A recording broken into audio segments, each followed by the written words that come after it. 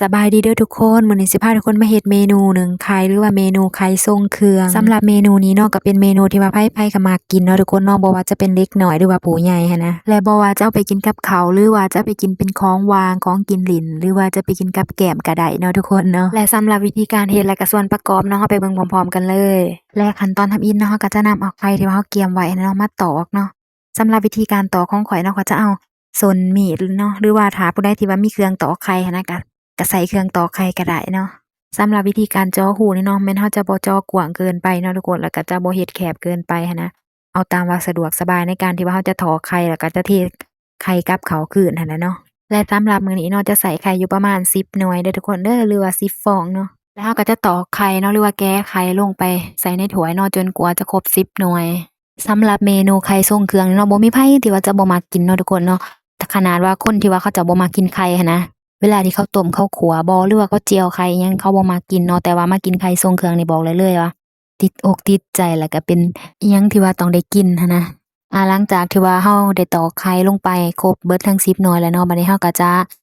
มาตีไข่เนาะเพื่อว่าให้มันแตกแล้วก็เนียนละเอียดดีหั้นนะเนาะการตีไข่นี่แม่นเราจะใส่แห้งแหน่เด้อทุกคนถ้าว่าเราตีมือหั้นนะแต่ถ้าว่าใส่เครื่องตีไข่เนาะก็จะสะดวกสบายเนาะหลังจากที่ว่าเราตีเนียนละเอียดดีแล้วเนาะบัดนี้เราก็จะมาปรุงรสชาติเลยเนาะ สำหรับวิธีการปรุงรสชาติของเรานี่มันเราจะใส่ผงนัวเนาะลงไปจะใส่ประมาณครึ่งบวงตักกินเนาะแล้วก็ตามด้วยคะน้อนี่ก็ประมาณครึ่งบวงตักกินคือกันเนาะเพราะว่าไข่ของเรา10หน่วยเนาะก็ถือว่าปริมาณหลายเติบเวลาที่ว่าเราปรุงเราก็จะใส่เครื่องปรุงอย่างซี่หลายๆเดะหั้นนะแล้วก็ตามด้วยน้ำซีอิ๊วเนาะที่ว่าเราเตรียมไว้1บวงตักกินแล้วบัดนี้เราก็จะมาตามด้วยพริกไทยเนาะ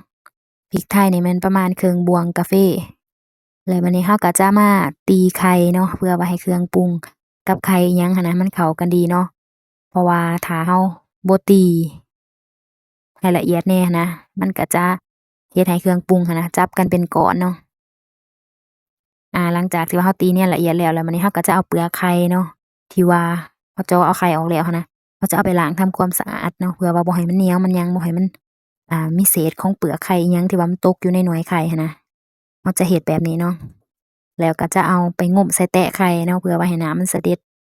ดีหั้นนะและหลังจากที่ว่าเราล้างเปลือกไข่ทั้ง10หน่วยละเอียดดีแล้วเนาะบัดนี้เราก็จะเอามาพักเสด็จน้ำไว้ในแตะไข่แล้วต่อไปบัดนี้เราก็จะมาเริ่มหายไข่ลงไปในหน่วยไข่คืนเลยและขั้นตอนสุดท้ายเนาะก่อนที่เราจะไปหายนะเราจะใส่ผักหอมบัวหรือว่าผักต้นหอมเนาะที่ว่าเราซอยไว้หั้นนะลงไปเลยเนาะถ้าว่าเราเฮ็ดเมนูนี้เนาะแล้วถ้าลืมผักหอมแนวนี้หั้นนะก็จะเฮ็ดให้ไข่ของเราน่ะบ่หอมเนาะทุกคนเนาะ แล้วก็บ่แซ่บอีกเนาะเราก็สิมาเริ่มขั้นตอนการหายไข่ลงไปในหน่วยเลยเนาะสำหรับวิธีการหายไข่ลงไปในหน่วยนี่เนาะแม่นเราจะบ่หายใส่เต็มเกินไปเด้อทุกคนเด้อเราจะใส่ซ้ำพอประมาณเพราะว่าเวลาที่ว่าเรานำเอาไปนึ่งหั้นนะมันก็จะเฮ็ดให้ไข่ปูมขึ้นมาอีกเนาะฉะนั้นจึงเป็นสาเหตุเนาะที่ว่าเราจะบ่หายให้มันเต็มเกินไปแล้วเราก็จะหายวนไปเนาะจนกว่าจะสำเร็จทั้ง10หน่วยเลยและสำหรับเมนูหนึ่งไข่หรือว่าไข่ทรงเครื่องเนาะก็เป็นเมนูหนึ่งที่ว่าบ่ยากแล้วก็บ่ง่ายเนาะทุกคนเนาะถ้าว่าผู้ใดที่ว่าอยากลองเฮ็ดเบิ่งหั้นนะก็สามารถเอาไปเฮ็ดได้เด้อทุกคนเด้อเบิ่งเอาสูตร ตามในคลิปวิดีโอของเราได้เลยเพราะว่าสูตรและวิธีการเฮ็ดของเราก็เลือกคัดสรรมาแบบละเอียดละออให้ทุกคนได้เห็นนำกันเลยบัดนี้หลังจากที่ว่าเราหายไข่ไว้สำเร็จแล้วเนาะบัดนี้เราก็จะมาเบิ่งขั้นตอนการนึ่งเด้อบัดนี้เด้อ